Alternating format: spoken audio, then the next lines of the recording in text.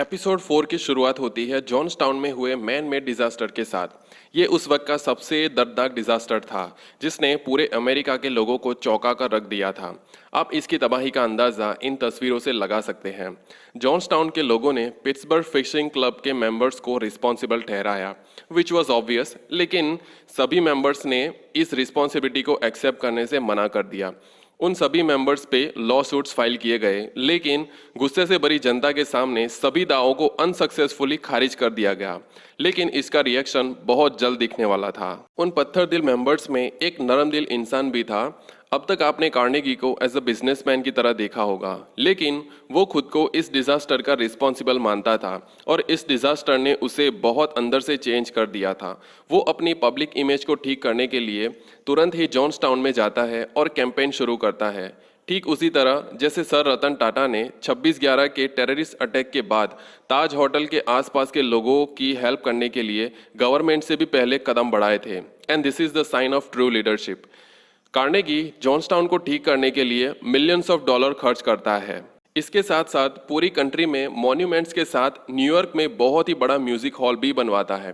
Disaster के 2 साल बाद ओपनिंग होती है न्यूयॉर्क में बने कार्नेगी हॉल की, जहां टैलेंटेड म्यूजिशियंस को बुलाया जाता है।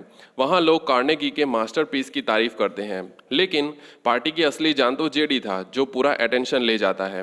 कार्नेगी अपने नाम का कैथीड्रल बनवाकर ना चाहते हुए भी वो जेडी को चिढ़ा रहा था।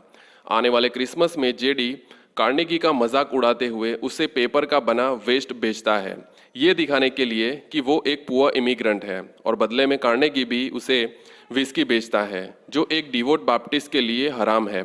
इस तरह हस्बैंड वाइफ की तरह इनकी मीठी लड़ाइयाँ चलती रहती है, और उधर दोनों के बिजनेसेस अपनी बुलंदियों पे पहुंच रहे थे। लेकिन कार्नेगी अब भी सेटिस्फाइड नहीं था और वो अपने इस एम्बिशन के लिए बहुत भारी कीमत चुकाने वाला था। अपने स्टील का प्रॉफिट बढ़ाने के लिए कार्नेगी पिट्सबर्ग के नज़दीक बहुत ही बड़ी स्टील की फैक्ट्री बनाता है, जो किसी अजूबे से कम नहीं थी। लेकिन एज यूजुअल इस अजूबे को चलाने के लिए बहुत सारे मैन पावर की ज़रूरत थी। But on the other hand Carnegie को पता था कि ज़्यादा मैन पावर मतलब ज़्यादा तनख्वाह एंड प्रॉफिट बढ़ाने के लिए बस एक ही रास्ता था, कम तनख्वाह में ज़्यादा देर तक काम करवाना। लेकिन वो अपनी इमेज को बनाए रखने एंड प्रॉफिट को बढ़ाने के लिए अपने गुंडे चेयरमैन को याद करता है, और इन भाई साहब को तो कोई फ़र्क ही नहीं पड़ता था कि लोग उसके तरीके के बारे में क्या सोचते हैं। इसे तो बस जीतना था, but winning comes at a cost. भाई साहब बहुत जल्द वो कीमत चुकाने वाले थे। कार्नेगी अपनी वीकनेसेस जानता था, इसलिए हेनरी को वो काम देता है जो वो खुद जिस काम में माहिर नहीं था। हेनरी को स्टील की कमान देने के बाद कार्नेगी थोड़े वक्त के लिए स्कॉटलैंड चला जाता है ताकि हेनरी अपना काम कर सके, और इधर हेनरी रूथलेस होकर वर्कर्स को निचोड़कर लंबे वक्त तक काम करवाता है। उस वक्त स्टील फैक्ट्री में कुछ लोग मिलकर फैक्ट्री की कंडीशंस एंड प्रॉब्लम्स को लेकर हेनरी के पास जाने का सोचते हैं, लेकिन हेनरी को उनके यूनिटी की दूर से ही भनक लग जाती है। अनफॉर्चुनेटली उस वक्त लेबर्स की सेफ्टी को लेकर कोई रूल्स एंड रेगुलेशन नहीं बने थे। लेबर के अगेंस्ट जंग लड़ने से पहले हेनरी एक अच्छे गुंडे की तरह अपने बॉस को लेटर लिखता है। कार्नेगी हेनरी की अग्रेसिवनेस को जानता था, इसलिए उसने उससे इतनी दूरी बनाए रखी थी। कार्नेगी रिप्लाई में कहता है कि आप जो चाहे वो कर सकते हैं, आपको हमेशा की तरह मेरा सपोर्ट मिलेगा। लेकिन कार्नेगी ये नहीं जानता था कि हेनरी हैवानियत की कौन सी हद तक जा सकता है। इस तरह कार्नेगी खुले सांड को छोड़ देता है। जैसे हर मशीन का एक ब्रेकिंग पॉइंट होता है, ठीक उसी तरह हर इंसान का भी ब्रेकिंग पॉइंट होता है। उस ब्रेकिंग पॉइंट को क्रॉस करने की वजह से एक वर्कर की मौत हो जाती है। उस एक वर्कर की डेथ ने सभी वर्कर्स में लगी आग को और भड़का दिया। हेनरी फैक्ट्री में नोटिस भिजवाता है कि फैक्ट्री की कंडीशंस में कोई इम्प्रूवमेंट नहीं होगा, ना ही कोई नेगोशिएशन होगा। हेनरी ये समझता ही नहीं था कि वर्कर्स ये मानते हैं कि फैक्ट्री उनसे चलती है और उनके खून पसीने से स्टील बनता है, ना कि हेनरी के। और वर्कर्स ये बिल्कुल भी बर्दाश्त नहीं कर सकते थे कि हेनरी जैसा इंसान उनके सर पे चढ़कर नाचे।